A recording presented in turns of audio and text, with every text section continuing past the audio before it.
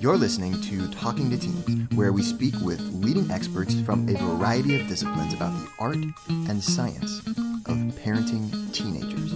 I'm your host, Andy Earle.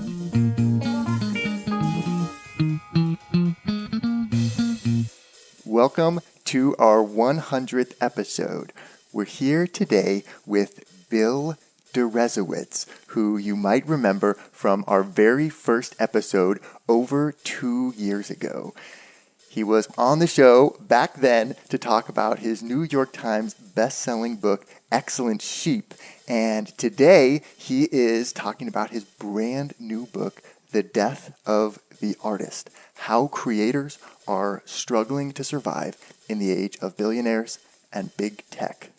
We're going to talk about what it looks like to be an artist today, how art is actually getting made and paid for, and what it all means for teenagers and parents today, especially if your kid is artistically inclined. Looking forward to discussing all of that with William Deresiewicz. Bill, thank you so much for coming back on the show.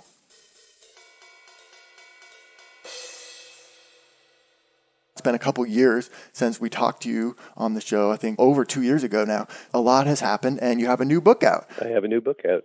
So tell me about what inspired it and what you've been doing in the meantime. Yeah, I've been working on this book actually 4 or 5 years. I think what inspired it was really me wondering how artists are making a living these days, because it just seems so hard. And I've always really, really cared about the arts. I mean, I was an English professor. I was a dance critic before that, fun fact, actually, while I was in graduate school studying English lit. But I think everybody cares about the arts. I mean, I think if you think about it, how much time in an average day do you spend listening to music or watching shows?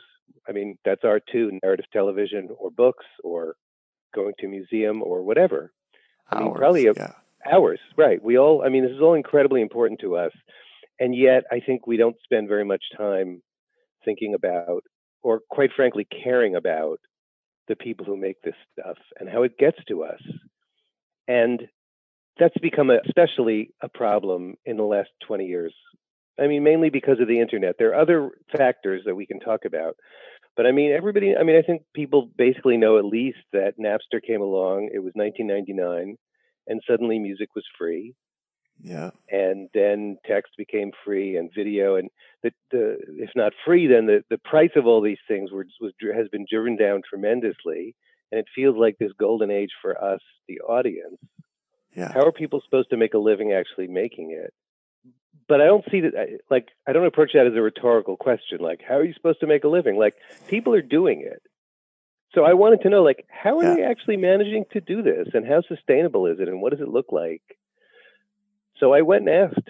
I interviewed 140 people, and I asked them, and read a lot of books and articles and blog posts and blah, blah, blah. And I got a picture, which I present in the book in a lot of really granular, specific detail. I really wanted to nail it down and not just kind of wave my hands around. It's a look at art and what art is right now, and the people who make it, and how they do it, and how the all-important question of how they, pay for life. How they support themselves while being artists, which, people don't seem to want to talk about enough, that money and art need to happen in the same conversation. And so I think it's refreshing.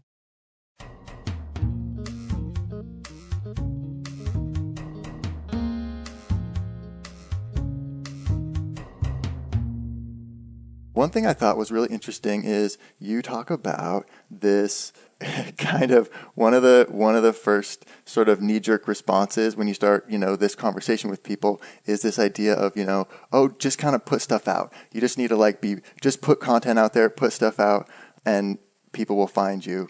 And your book kind of made me really think deeper about that and just kind of who actually is successful with that versus who's not.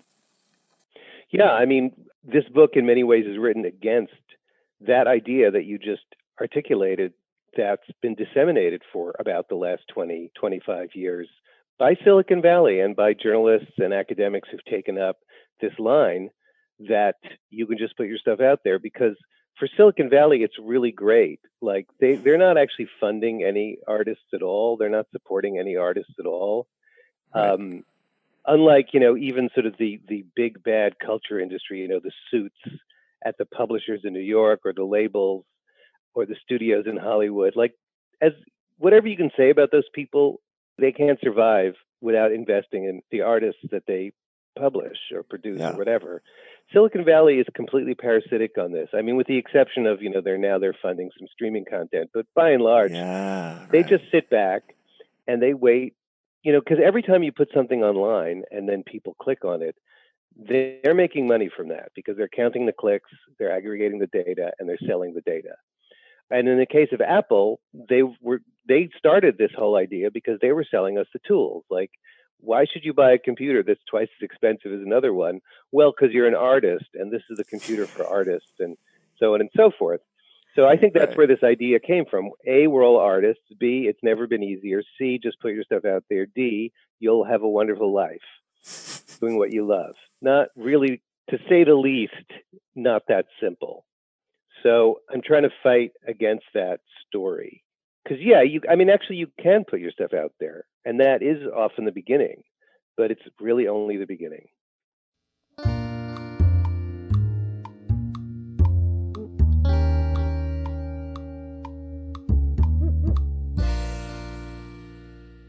A counterpoint, I guess, is that artists shouldn't be so concerned with money. Aren't they supposed to do this for the passion? And aren't they supposed to do this for the love? And aren't we kind of cheapening the entire idea of art by even bringing money into the conversation? Right. That's the right. So this. So I start the book by trying to knock down like the two arguments that are standing in my way. And the Silicon Valley one, that's the second one I get to. And the first one I get to is the one that you just articulated, which I also had myself when I started this project. Like, man, if you think about money, you're a sellout, and art and money should never touch. And, art should just be about love and, do it for love. And Sure. this is very naive.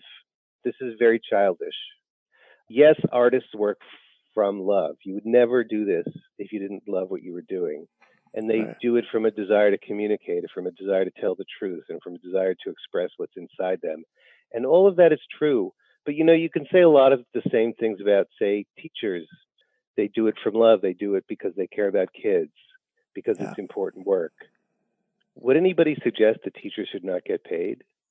I mean, quite frankly, they don't get paid enough, but they should certainly Right. nobody. They almost don't, but They almost don't. But even sort of the stingiest state legislator who doesn't give their public school teachers enough money, I don't think even they would have the gall to say that they shouldn't get any money at all. right.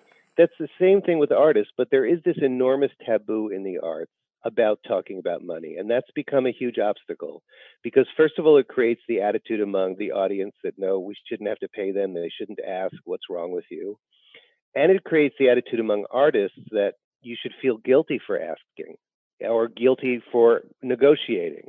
Yeah. When somebody asks you to do something for free, which is an increasing problem, you should say yes. Young artists need to know very early on that this is stuff that they have to think about. It's stuff that they're allowed to think about. They're cheating themselves if they don't. Yeah. They're hurting themselves if they don't. And by stuff, you mean like how they're actually going to make money if they want to do art or how they're going to support themselves. Absolutely, absolutely. And then in the age of the internet, all the stuff that involves that it didn't used to involve. Yeah. Stuff that can be kind of icky. That's icky for me, like self-promotion and self-marketing, or that's just kind of difficult and not fun, like self-management. I should also say, though, a lot of the artists I talk to also embrace the new freedom that the internet provides to do, to kind of manage your career without having to have, an agent, a manager, a publisher, a label intervening. And so a lot of them bring a great deal of creativity to their career itself. So instead of just Yeah. seeing it as a burden, you can also see You it as, kind of have to figure it out.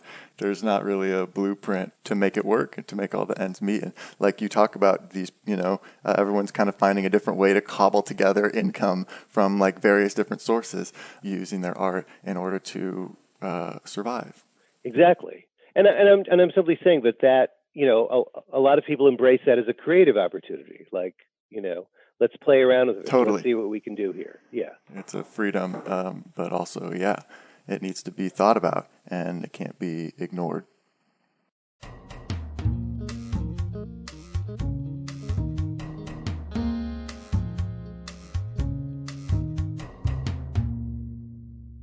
You talk about this freedom that exists now, and it's definitely a good thing because it means that everybody can be an artist and everybody has the freedom to pursue art. But as you point out, it's also a bad thing that everyone can do it and everyone does. So why is that?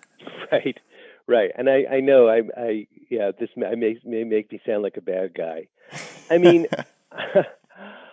here's what I'm saying with that, right? So the story, again, the story that artists are sold or potential artists are sold is, you can just put your stuff out there, you can build an audience, you can reach an audience, you can monetize an audience, okay, that's sort of Just find true. 1,000 fans and A then you'll thousand be true fine. fans, maybe it needs to be a little more than 1,000 now. Yeah, Exactly 1,500. right. Exactly right.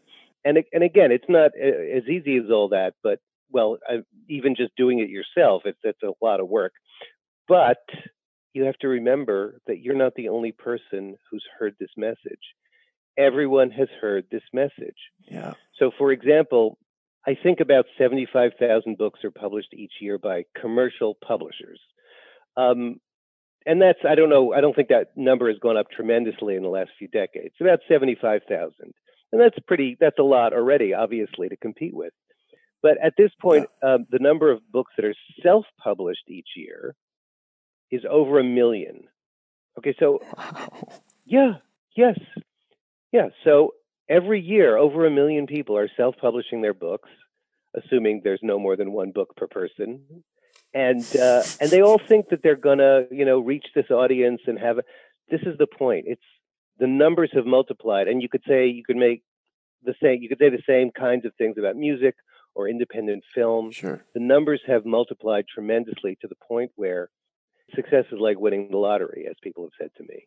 And it's like become so global now, whereas there used to be like different local markets that could support artists at the local level. Now everything is global. So it's so all or nothing, where these people that have risen totally to the complete top, and then there's, everybody else in kind of the vast majority of the population, I guess. Well, that's a big fact across the arts as well, is what people call the blockbuster effect, Okay. which is that because of the internet and because the world is globalized, as you just said, the people at the top are getting more than ever. So one number I cite in the book is that in the music business in the 80s, the era of Michael Jackson's Thriller, which was this huge Yeah. blockbuster album, 80% of the money in music went to the top 20% of content. Now it goes to the top 1% of content. Wow. Exactly. This is why the middle tier is kind of, that's really what we're talking about. We're talking about the middle, the survival of the middle, because Yeah, there right. have always been starving artists, usually young artists, or let's say struggling artists, young artists, or artists who maybe they're just not that good, or maybe their work is too weird, or maybe they're just kind of doing it part time, whatever it is. There have always been plenty of artists, quote unquote, at the bottom. That's not a value judgment necessarily. That's just reality. But before the internet, if you were in that middle tier, which means you would establish yourself as a full time working artist, people took you seriously in your field, your peers did, critics did, you had found an audience, people liked your work, you were working regularly, publishing, releasing music, you could have a middle class standard of living. You weren't rich, Yeah. but you could afford a decent place to live. You could afford decent health care. Maybe you could send your kids to college.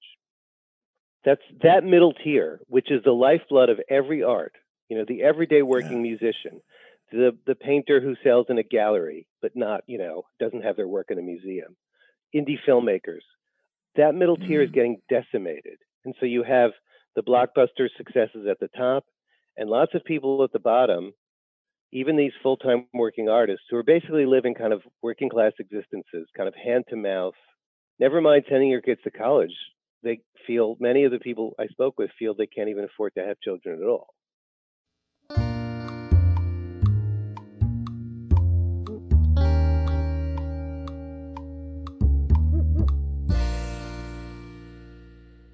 There's this strange idea you write about that artists are kind of lazy, or that, it's like the burnouts who kind of want to just like kick back and be artists. So that's kind of not the case today anymore, huh?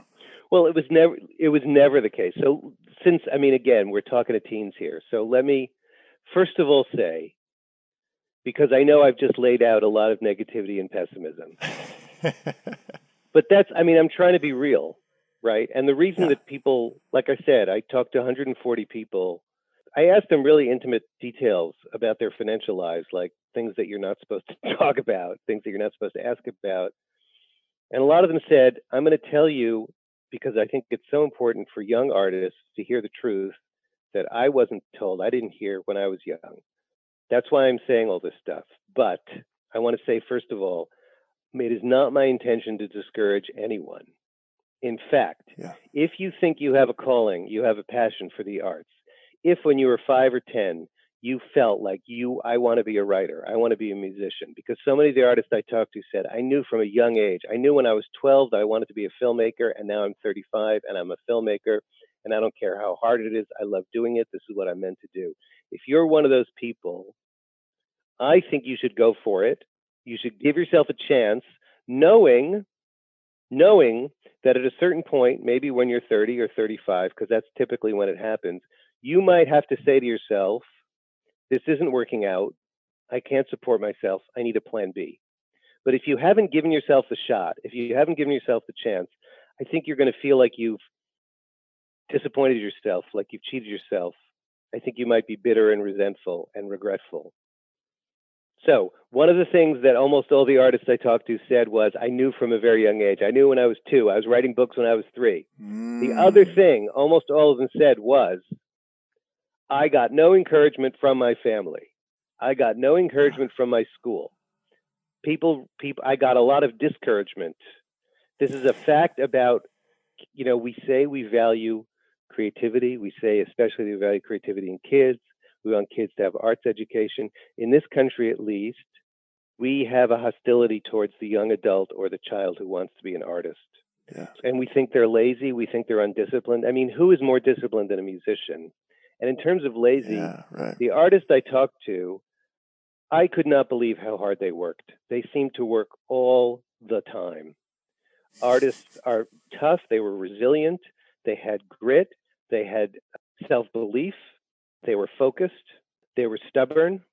And they had to be, because they've been fighting their whole lives to do what they want to do against the resistance of everybody else. And you're a young child artist or a young artist or artistically inclined, and your school thinks because maybe you're not academically gifted in the traditional way, they don't know how to see the talent that you have.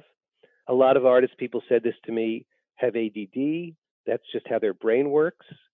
And if you put them in a situation where they have to sit still and focus on a math problem, they're going to look undisciplined and stupid and maybe lazy. But if you put them in a situation where they can thrive, they're going to be the stars. But we don't have an educational system that's set up to recognize and nurture that.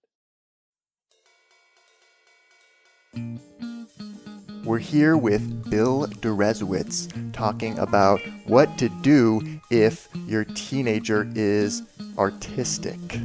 And we're not done yet. Here's a look at what's coming up in the second half of the show.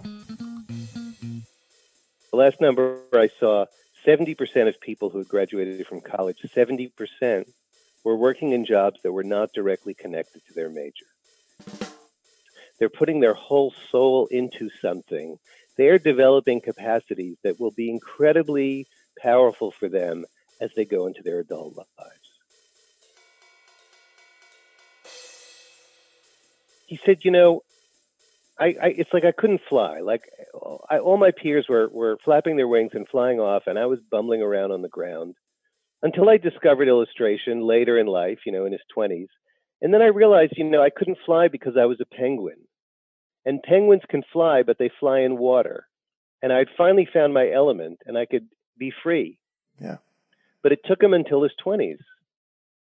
And he talks about his friends, his sort of creative friends in high school who, were also really not served and kind of ended up crashing and burning and living really disorganized lives. Like they were the kids in the parking lot. And he said then later he becomes an illustrator and he becomes very interested in kind of the business of art. He now teaches business and he's got a podcast to artists. He started reading these books about people like Steve Jobs, these heroic creative entrepreneurs who are supposedly one in a million. He said, you're describing my friends in high school. These kids are everywhere. We just don't have the ability to recognize them or the willingness to recognize them. Want to hear the full interview? Sign up for a subscription today. You get unlimited access to all the interviews I've conducted. It's completely affordable, and your subscription helps support the work we do here at Talking to Teens. Thanks for listening. I'll see you next time.